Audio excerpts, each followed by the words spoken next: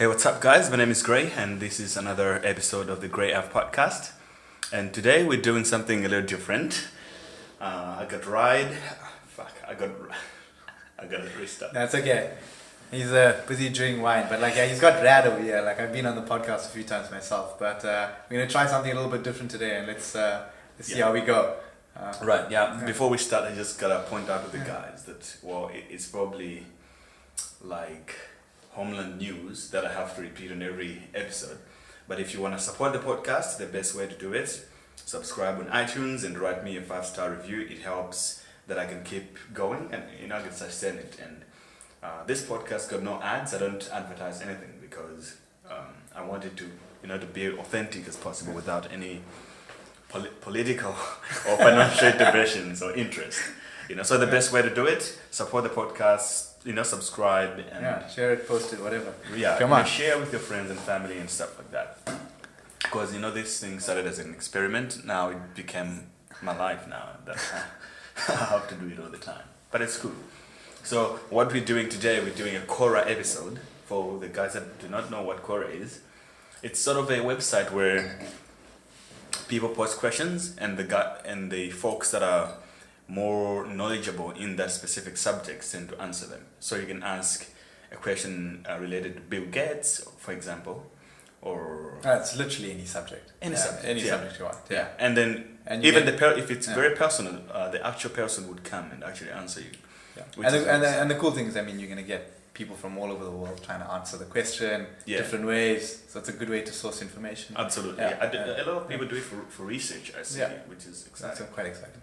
So, what episodes have you been on? Just to give the first few, if I remember correctly, the one was on couch surfing. That was the first one I joined in. Yeah. There was another one on being in your 20s and having fun and seeing what the meaning of success and life was. Yeah. And the third one, I think we did an interview with Carissa on her TLC, TLC broadcast as well. Yeah. Okay. So it's actually been quite fun.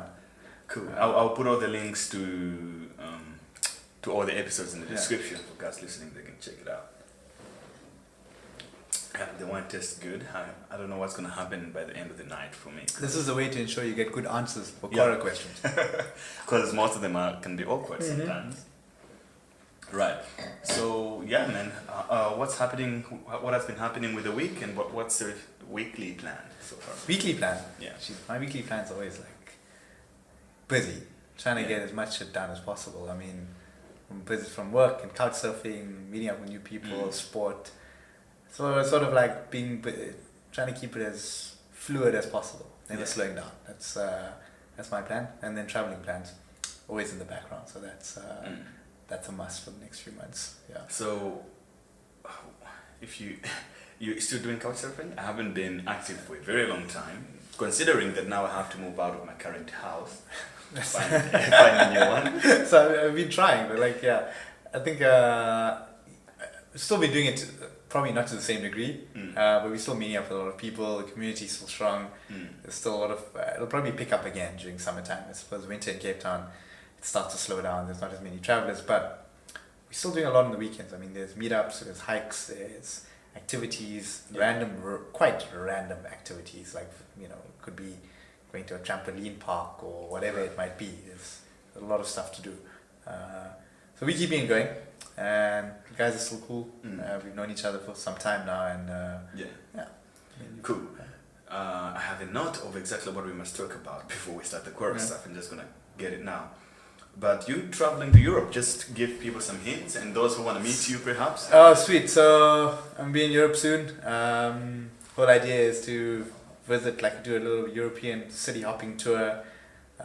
Also, been quite lucky to head to Tomorrowland. And for those of you who don't know what Tomorrowland is, it's a massive music festival in Belgium. It's pretty epic. Look it up on Facebook, Google, see the pictures. Yeah. It's pretty crazy. I'm quite excited. I've never been either. So looking forward to meeting up with some friends from different countries, but also meeting up with some of these couch surfers that I hosted in South Africa, and then I get to see them where, in Germany or Prague or wherever I might be. So Europe's going to be It's gonna be epic. It's gonna be sweet. It's gonna be different this time around. So that's definitely a plus. Yeah. I might be in Europe as well, but in Norway, Oslo. hopefully. But yeah, that's going to be exciting as well. Sweet. And probably in Austria as well. But you know, That's my favorite, it's all plans in the air. My schedule is not that That's flexible. the cool part. I mean, you can just travel wherever you want, like hop on trains and stuff. It's so easy. Yeah. Right. Yeah. So I was actually, the first thing I want to discuss, it'll probably take 2 minutes. That if you folks have been asking, is a reflection of what has changed for me with the podcast. The simplest answer I can give to that is that a lot has changed, you know. Like I said, this thing started as an experiment with Couchsurfers. I was in my house, just decided to do I want to start a podcast and talk about everything. And then the first few guests were Couchsurfers, and then it just grew to what it is now. That people are listening in pretty much across the world. So what has changed? It grew my network so much. It added restrictions to my life, just like I have to post an episode every week regardless. So that's one of the things. Other than that, I just learned so much from people, just chatting to people. Recently I was in Namibia. I had fun there just because of the podcast and stuff. So I think that's one has changed. I've become more wiser to a few subjects that are... Yeah, no, the cool part's the nature of your podcast. They're a bit more in depth. They've got more interesting people. It's not so random as much. You've got to actually do a little bit of research before. Right. Keeps your mind active. That's the main thing, right? Yeah. Unlike just the normal ramblings with friends and so, which can also be fun, but I think a podcast structures your thinking a lot more. Yeah. Oh yeah, that's absolutely true. And also, I actually appreciate the listeners because it just means that there are people actually who have the same interests as mine. That it's so rare for now at the moment to see people who can engage in a broader conversation or subject. Because everything right now is 3 minutes online YouTube video or whatever thing. Yeah, so it's the way things are structured. Sort of you want to know everything, but you don't want to know it in depth. You want you want a narrow sense of knowledge, and podcast forces you to ask questions and forces you to dig deeper. Yeah. I mean, I hope all the listeners are having ideas of what should be, what do they want to hear about, what do they want to be thinking about, what are the questions they have. So that's your idea. One thing actually I can ask to the listeners is the only thing this podcast is lacking right now is online conversation, where I get people emailing me about their thoughts, but it would be great if people would comment what they think. Almost like a live chat whilst you're doing the podcast, someone posting questions. That'd be pretty much something like that. Yeah. And one thing that we want to jump into, it's learning. Quick, before we start the Quora, we should do learning. How do you approach learning new things? Because I added a marker there, I said soccer, because I know how you got into playing football, freestyle soccer. What was the story behind that? The story behind football freestyling, which you guys can also look up. I mean, it's this. It's probably the weirdest yet most beneficial thing I ever did. So football freestyling is the guys who do football tricks. They can catch a ball at their neck and chest and whatever it might be. And a few guys of mine at school, about more than 10 years ago, we saw a video. We were okay, let's just try this shit. And managed to get it. Became a bit of an obsession. Yeah. And I don't know. But what was your deepest motivation? The motivation was to master it, because you thought you could get around it, you could conquer it in some way to another, right? And it's something that perhaps it's not always about doing the things that you are absolutely good at, right? Because those things can come a bit easier to you, right? If you're good at maths and you study a lot of mathematical things, then it makes sense that you're going to get good at them. When you do something slightly out of your zone and you conquer it, then you start to broaden your skill set.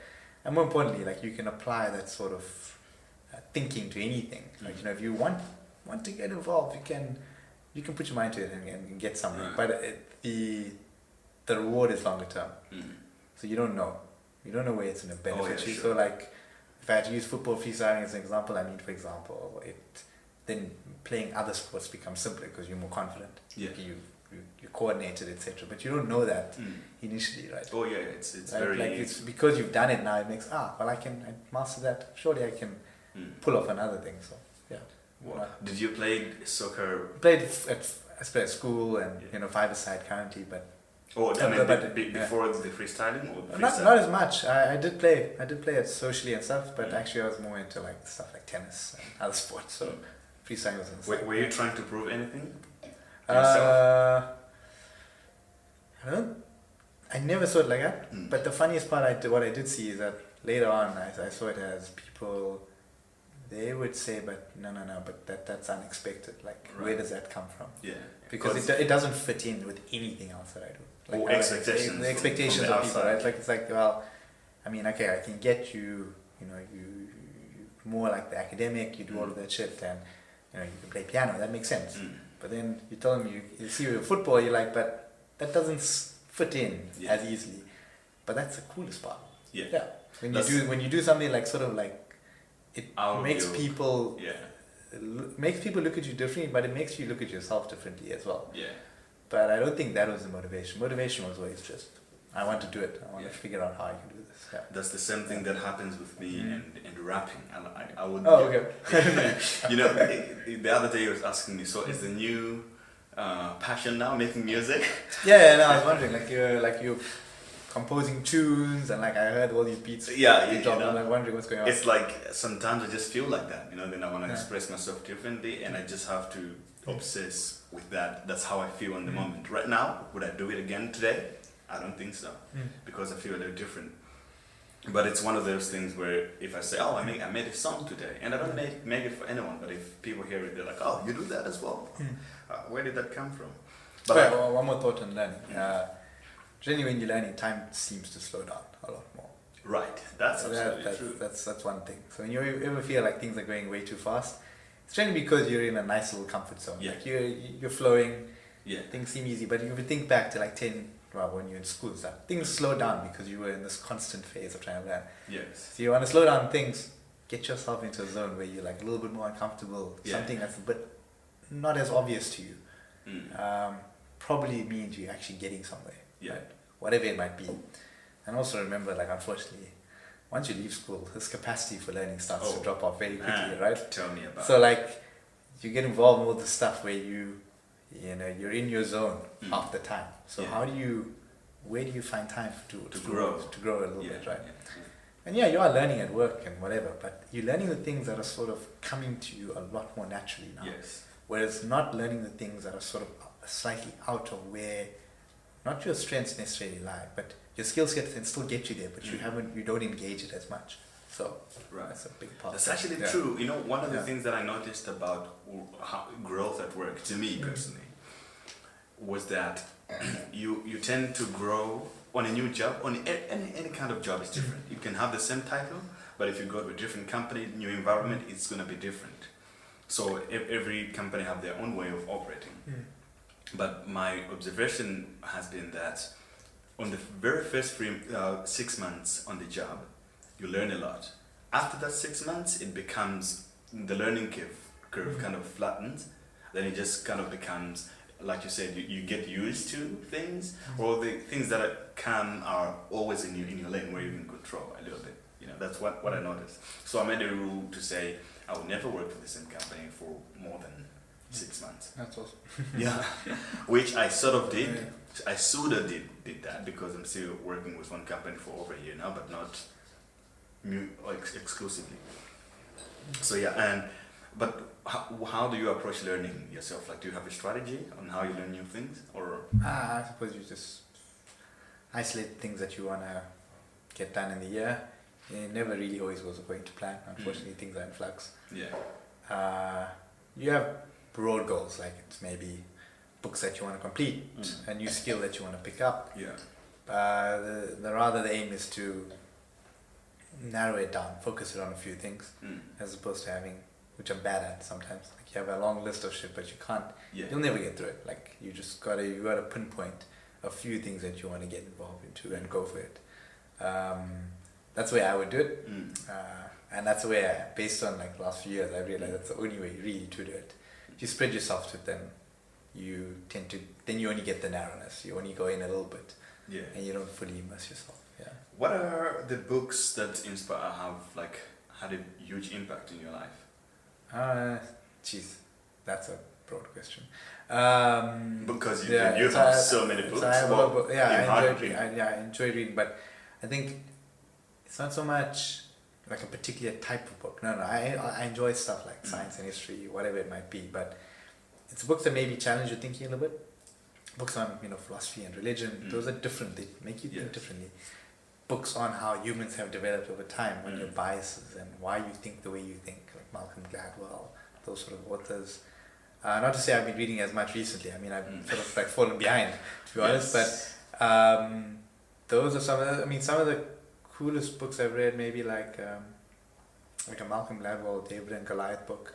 That was rather interesting. Sort of like the advantages of disadvantages and disadvantages of advantages, right? Like it spins things on its head a little bit. Other books just generically like books that everyone should read. Maybe like To Kill a Mockingbird or something. It's a classic. It's been around. You read it every so often and you learn something new. But I think the aim is not so much picking out books. It's just to be continuously reading, engaging, and also reading stuff that you're not necessarily well versed in. Reading things that are different to you, even stuff that you don't agree with sometimes. But you've got to filter a lot of stuff out there at the moment. So you're right. Right now it's really hard. I don't even know how do you block all the negativity, because reading is one thing to me. I mean, I'm jealous that you have a huge collection of books than I do. In like physical books, because you have hard copies. I have so much software ebooks, but I still like want to have a feeling of a shared bookshelf in the house, but it's impossible at the moment. And I'm buying books more than I can read them, which is absolutely so sad. Yeah, so it seems like everybody's struggling with the time management thing. On like, how do you? I think, time management is a function of managing yourself first. Yeah. You have to give yourself space. Right. So but on books, I can say that, I mean, what I use now, well, people always ask me, for example, how do you listen to, I listen to so many podcasts, and people will be like, how do you find the time to listen to all these podcasts? But like, if you think about it, you can download and put them into a bunch of time where you're not most active. Like if I'm walking, or driving somewhere. I use Uber a lot these days. So if I'm in an Uber, I just put in my headphones and listen, If you're doing your laundry or whatever you're doing, sometimes it's just like, I plug books in the same category because now I use audiobooks on Amazon. So I still read, I think, as much more than most people, because I don't have to sit and read like that all the time. Yeah, you also optimize it where you can. Yeah. To do it. Alright. Cool. I think, Let's tackle these Quora. Let's go into Quora. Right. This is going to be fun, anyways. So the first question, so we're not going to go into the answers that other people gave in Quora. We might out of interest, but let's start. You can read from there. Yeah, I can read. Okay, so the first one says, what is the saddest part of your life you never told anyone? There you go, right? You start? The saddest part of my life that I never told anything. So the first part is that I don't want to think about that because I want to think about all the happy shit first. Now I have to think about sad things. Sad things. Jeez. No, this is tough. For the last 5 years I've been trying to be positive about shit. This is not a question I want to dwell on too long. Okay, but it's a question, so we're not going to dodge questions. Right? Yeah, okay, fine. I get it. What I would say is most sad. Maybe for me. Okay, one thing. So one of the people who sort of got me in a lot of ways, one of my uncles who taught me a lot. It's a lot of backing behind maths. That's the pathway I took for career. But he was also just really good. He also read a lot.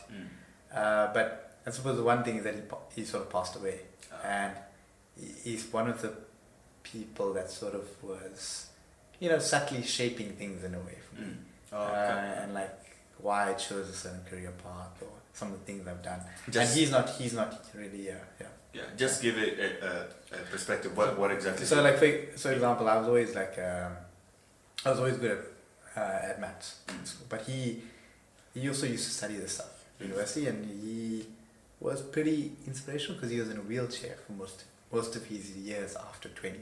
Okay. Oh, right. That's not good. So the thing is, like, you could say like, well, you should be sad if you're in a wheelchair, but he was complete converse. He took it on and studied some of these, quite technical math, stats course, these actuarial things. But also when I was growing up then, I was always like, he used to sort of, push you and sort of like you could talk to him about all these things, challenge you on the maths, develop your skills. So by the time when you're getting older, you're sort of like, these are like potential career paths for you. You just give people exactly what you and so I did actuarial science at university, and trying to finish off these exams, but it's quite a statistical mathematical course, but a big part of that was having people in earlier years who, and I suppose one thing is maybe he doesn't get to see what happens to you, but it's one of those things, unfortunately. Yeah. Right, that's very sad, man. I'm really sorry. Should we jump to the next question? Yep. You're not going to answer it, actually. I see that, yeah, but it's okay, it's fine. Okay, I can answer it. Let me see. It's pretty much the same to your story, but it's my mother passed away when I was 18. Okay. Which is very sad for me. Just as you're entering. Yeah, so it's pretty much the same of like she got me into the mindset that I sort of have.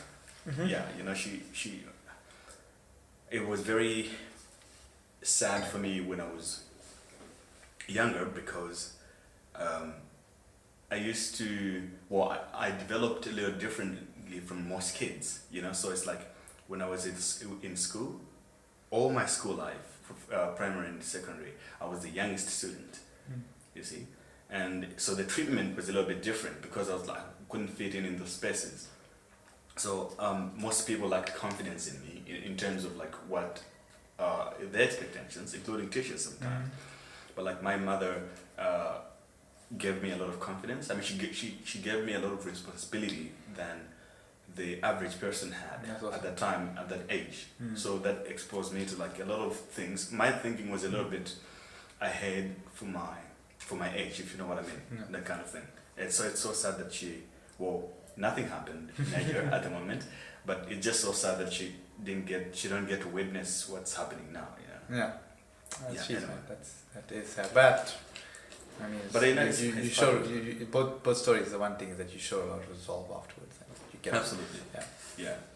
Next question. That's an easier question. Yeah, please, it has to be easy. Okay, which PC brand is the best? The guy asking the question is Shen Tennant, and he thinks it's HP. Jeez, good lord, where did this person come from? Anyways, jeez, it's a silly question. Firstly, not PC brands, but it's like, what are you using the PC for? Yeah, that's the first question. Is it gaming, visual, just basic nonsense? Yes. I mean, like, obviously we all know if you can do like graphic design and all this stuff, then Apple's.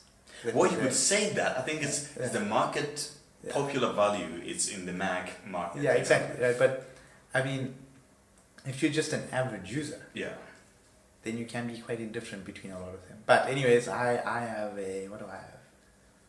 I have an old like Packard Bell laptop, right? And it's fine because I just need to run a few things off it, right? I don't know. I haven't really been following it, but like I suppose currently most people would go with Apple because of the the quality. It links in nicely with all your other products, particularly if you've got an iPhone, etc., which makes sense. I think there is a Chromebook as well. That's from Google, but I haven't actually played around with that. It's a bunch of bullshit at the moment. Yeah. Okay, so I don't know. I'll answer it differently. I'll answer it as for. Not technically for a specific reason, like for a specific domain, but like for the average person who just want to email and all these kind of things and listen to music, I would say Apple. Mac is a very good. I'm a nerd. I'm a computer nerd. I grew up with computers, but I would say that Mac for the average person, I mean, I use Apple for laptop only. You know, my desktops, I have like so many, a number of desktops. But for laptop wise, for example, I use Apple because for the basic things, it's really easy, you know, and it's beautiful. The interface is pretty adaptable and user friendly for a lot of things. So I would say Apple is the best, you know, at the moment. Somebody might have a different opinion, but if you're really technical, like myself, probably, then I would say PC is the best because there's so much you can do. And the next question, maybe let's go to a different Quora tab. Okay. Because these ones are a little bit irrelevant.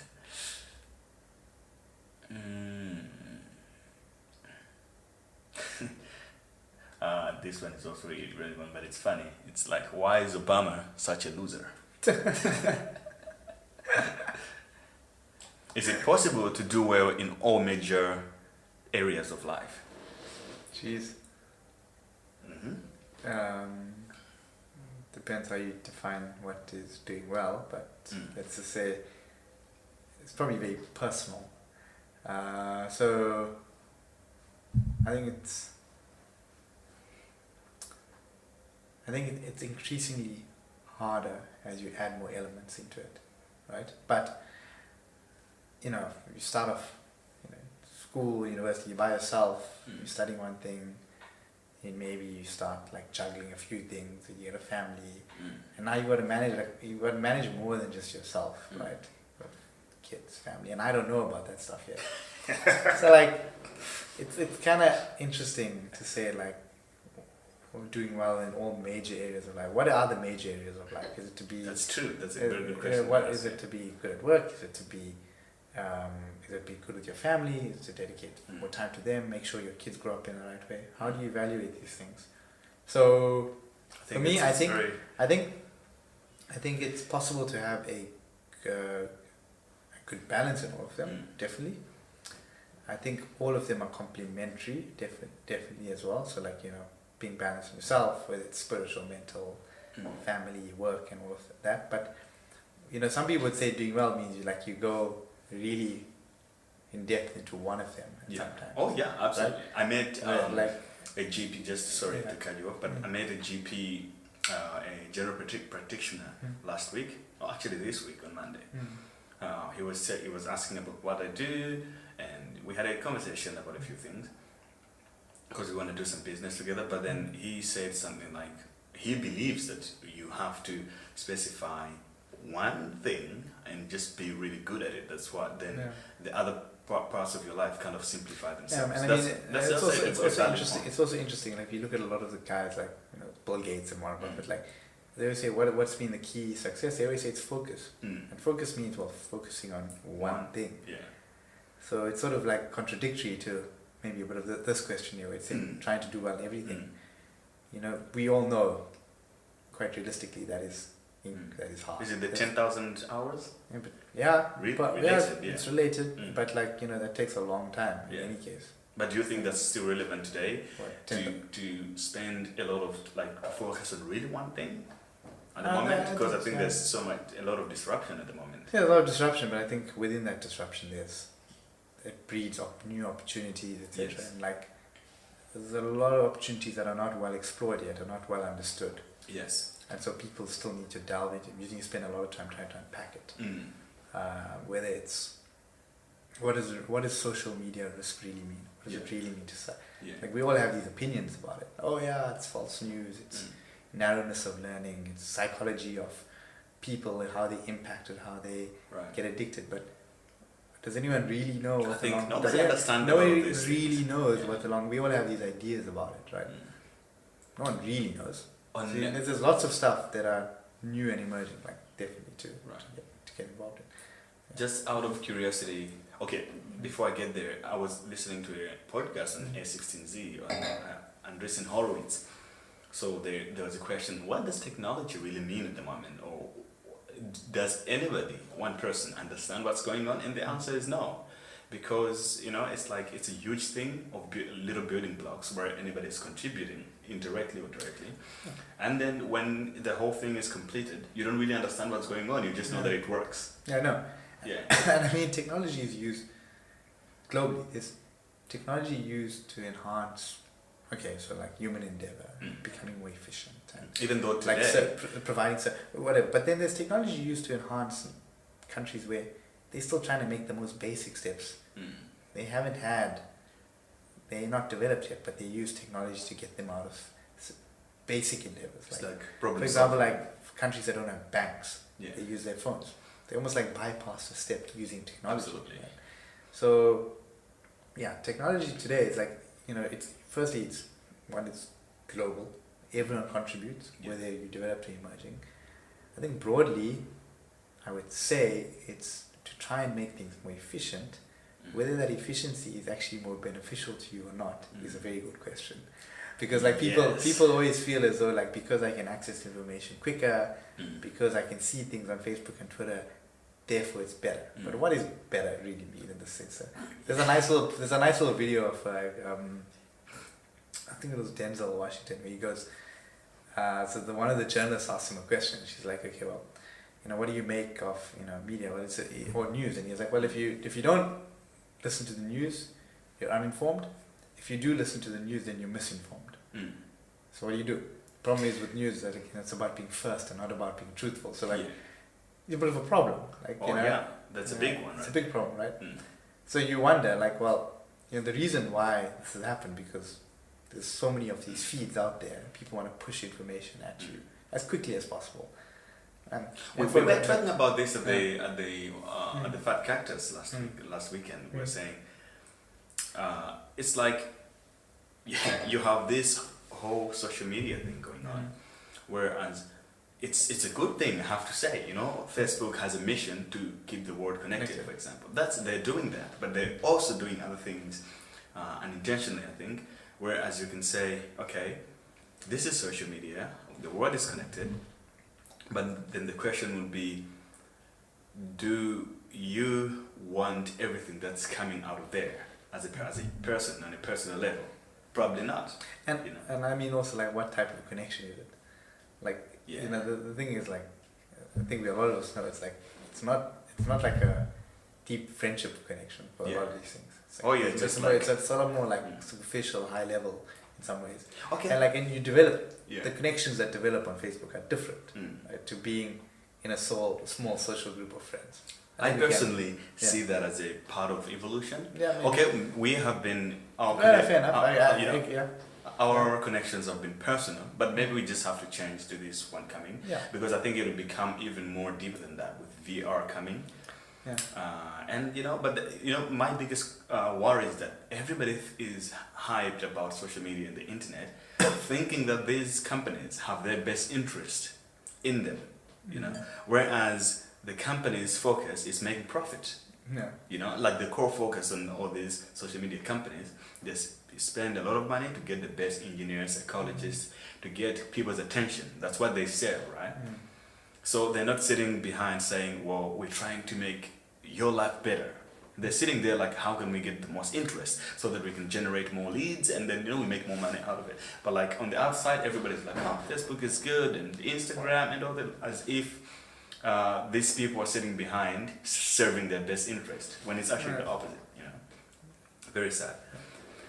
We're gonna jump to the next question. Are humans the only species that intentionally aborts pregnancies? I'll say to this one quickly. I don't have the facts, so I'm not gonna comment. I don't have the facts, but I would guess probably yes. We can't. Which other species can do it? I don't know. Unless they have their own defenses, but I don't know. It's hard to know. Maybe dolphins do it already. I don't know. I have no clue. But I would say to be on the side of caution, I would say probably we are the only ones who can intentionally do it. So the question was, what's your opinion on the human species? That's too broad a question, but anyways. I have my own opinion. Yeah, no, I have opinions, but I think most of them are going to be like quite wrong. In any ways, parts of it are right and parts of it are wrong because they're like so broad. That's a good observation. But I think for the most part, I am impressed. Right, every night these days, I sort of look at the world from my window. I look at the city, and I see a plane flying, and or the lights and everything, man. Like if you think about it, just 300 years we didn't have those things. A lot of them, So for the progress that we have done in the very few last centuries, it's really impressive, man. Yeah. We're like with I the mean, shit. like, so without a doubt. I mean, we Yeah, have made over mistakes, obviously. Over the last 100 years, like. Oh, 100 years. Like if you read any sort of historical book or book on how the humans have progressed with technological innovation and endeavor, lengthening our lifespans, curing disease, whatever. Like, so there's been a lot of upside, with the gains that we've made to the broader society. But I think the one thing with us is that we tend to overestimate a lot of times, like our successes. So they are successes. But the thing is, there's no alternative to compare them. Yeah, exactly. So that's a hard part. Like, that's a very difficult comparison. It's But always like, well, you want to say, well, surely that's a good thing. The thing is, the only comparison we can do it with the chimps. With other animals. Well, yeah, exactly. That's the best comparison. Yeah, exactly. Then we're gonna go into far other issues. So let's not even go there. But like, I agree. Like, our own benchmark is ourselves, right? And we compare ourselves to like, well, how was the world a few thousand years ago? We were more, not to say like there's no war, but we were more barbaric. There was more disease and all of these things. So like, we managed to extend those things, get rid of them. Yeah. So therefore, you would say, if you looked at it in that way, you'd say, well, surely we've made a lot of progress, right? Yeah. And then the other way is saying it, well, how do you know whether the progress is actually going to be good for everyone? And that gets very complicated. Okay. Because like you can only evaluate like the success of the decision like maybe another 50 years later on. But so look, nature, if you go to the basics of nature, anything is positive. There's no negative. At the end of the day, because that's how evolution happens. Everything is okay at the end of the day. So I understand the question of saying, has the progress been good for the future, or what's going to happen next? Yeah, I think that's a question for like, if we end up blowing ourselves up, that's fine also. So like, so was that great then or not? Like, it's like, is our progress our own downside or our upside? And like, and in a lot of instances, it's been both, right? There's been a lot of good, and you'd want to argue that there's been more good than bad, right? But you can't completely ignore the bad either, right? There's been a lot of crap that's around. But at the same time, look, we're figuring these things as we go. So it's like, when do we realize something was bad? It's after a while, like you say, 50 years later, we more aware. It comes back to like certain things, like what we've developed in the last 20 years with tech stuff, whatever, cars, environment. Those broad global issues where everyone has a vested interest in it. Everyone knows that it's a consequence of us being here, and at the same time, the stuff that we've done, the measures that we've taken have helped benefit us. But they are adverse. There are other consequences to our progress, right? And the question is whether the consequences eventually outweigh any further progress that could be made. And I don't know. Like, I don't know whether that's now.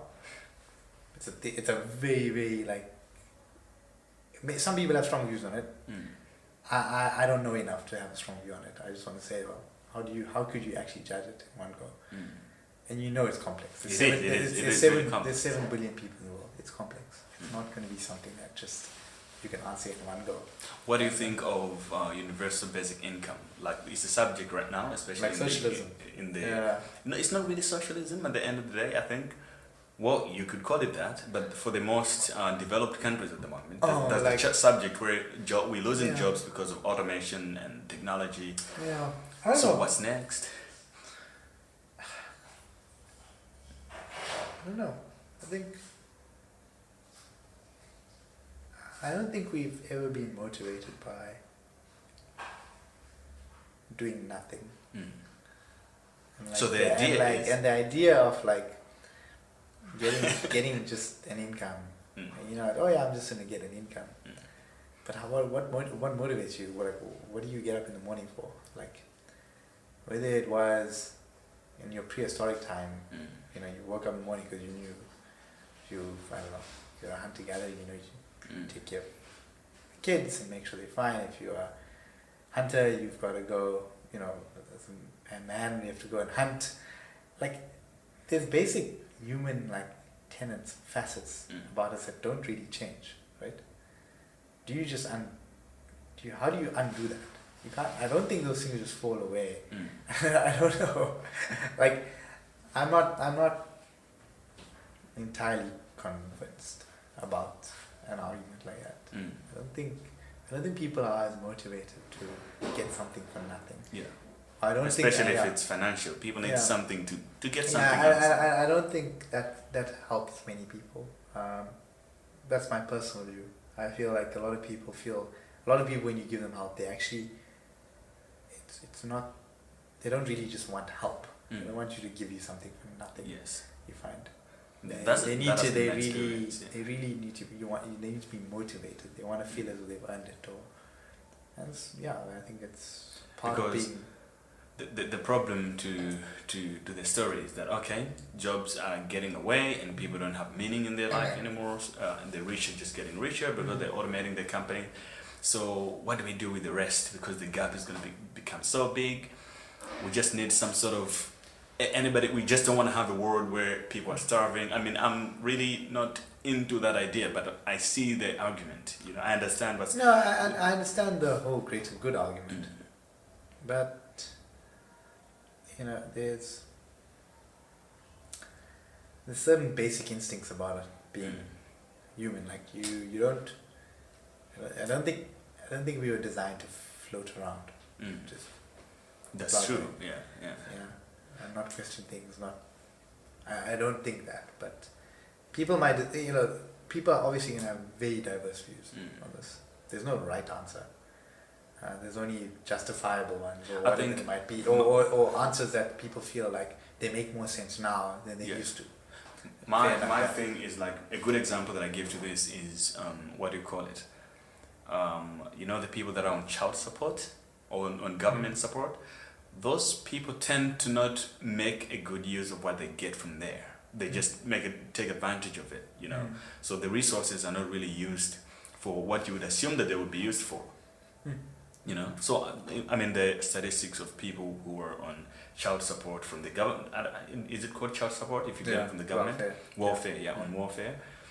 Those guys would spend money on drugs, on maybe nothing to do with what they're getting the money for. So that's a consequence, So if you have too much of that, I don't know what would happen.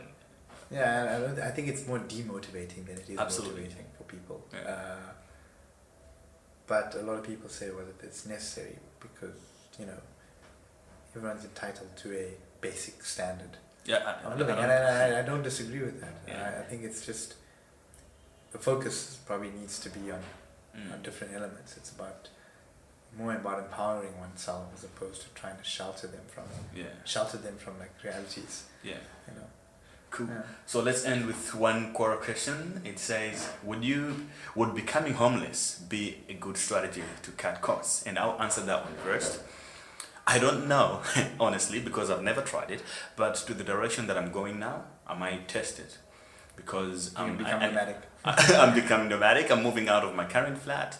And I'm selling pretty much most of the things that I have that don't have a huge meaning to me. So it won't become really homeless. I won't become homeless, but I will be in a position where I don't own so many things. So it's going to be an interesting thing to test. Or if I don't find a flat I'm looking still right now, then I might become homeless. What would happen? I don't know. I mean, I don't think. But it's not a good strategy. It's a financial question. Then it's sort of like that sort of would work. You don't have a lot of costs. You don't have to have furniture. You don't have everything. So purely financial, probably. Yes, definitely. Other ways of looking at it, other costs, emotional costs. How do you deal with yourself? Not having your own place to go back to. You need to square that up in your head. Some people are fine with this. There's a lot. I mean, there's some for example, there's some travelers who, they happy moving from place to place every 6 months. They stay in like different styles of accommodation, whatever it might be, wherever they go, and they're okay, they're fine. And a lot of people can't do that at all. The very first guy I had on this episode, the guy traveled and he lives outside in his tent.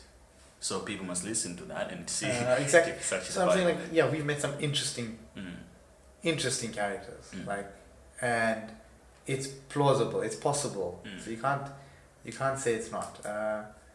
Question is, can you handle it? Can you handle it? Second question is also cost. What do you mean cost? Like you said, cost is not really financial, it's not only financial. There's a lot to that. Social as well. Yeah. I mean, like, there's other costs. Yeah. And for me, it's I think that poverty is expensive, more expensive than people think. You spend more when you don't have things. Because everything becomes you buy it at a desperate need, from a desperate need. It's like if you don't have a home and you really want to sleep in the house because it's raining, somebody would give you any price and you're gonna take it. It's a silly example, but that's what happens. So I don't think it's a good strategy to cut costs. Cut costs if in terms of financially. I mean, just try to bring the level of your lifestyle a little bit down. Maybe not too many dinners outside and stuff like that. Yeah. So yeah, we can end it there. If anybody has something to say, they can comment and all. Yeah, I mean, these are all random questions. Yeah. We can always do it if people want. Like, I think it's so broad that you can have any view. Unfortunately, it's like can be valid in some way or another. So take it with a pinch of salt. I mean, like, these are the quick answers to rather broad questions that need some thought before you even answer. Yeah, so, we're not experts in home stuff. I'm not an expert in any of this stuff, but I think it's good to. I think it's probably good. Like, you need to think about them. Oh yeah, absolutely. It's not about. You don't have to come with one definite answer, but just conversation. Yeah. So we're gonna end it here. If you have anything to say, you can shout. Thanks, Rad, for coming. No worries, man. We can always do it again.